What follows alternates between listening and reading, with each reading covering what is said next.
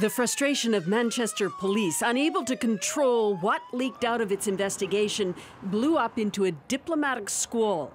The UK and US share intel all the time, and at NATO meetings in Brussels, the UK Prime Minister backed up her police force with a strong rebuke. I will be making clear to President Trump today that intelligence that is shared between law enforcement agencies must remain secure. The alleged breach comes at a politically sensitive time. Prime Minister May is waging an election campaign, and President Trump, at his first NATO showing, is already on a warpath about leaks at home. He promised to get to the bottom of this with a review in the Justice Department and possible prosecution of those responsible.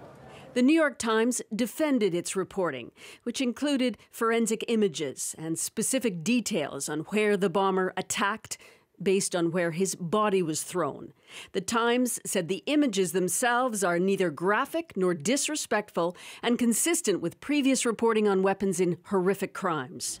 But Manchester police said the details spilling out too early in an investigation could jeopardize collecting more evidence, although they didn't provide any examples of how that hindered this case. Police stopped the flow of intelligence in protest till late today. This former MI5 counterterrorism agent said that couldn't last. We get more intelligence from the US than they get from us. This is an individual within the US who's made a mistake, seen something that he thought was interesting that perhaps someone he knows in the press thought was interesting, passed it on to them, they've then published it. Come on, let's get over it. Canada shares intel as part of the Five Eyes group. Prime Minister Trudeau wouldn't comment directly on the leaks, but he said this country depends on the same kind of collaboration. We will continue to work with all our allies to keep Canadians and all citizens around the world as safe as we can.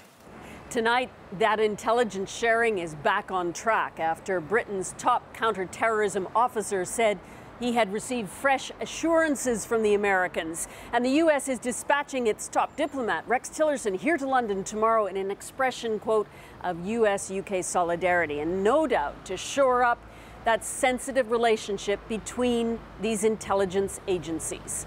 Susan Ormiston, CBC News, London.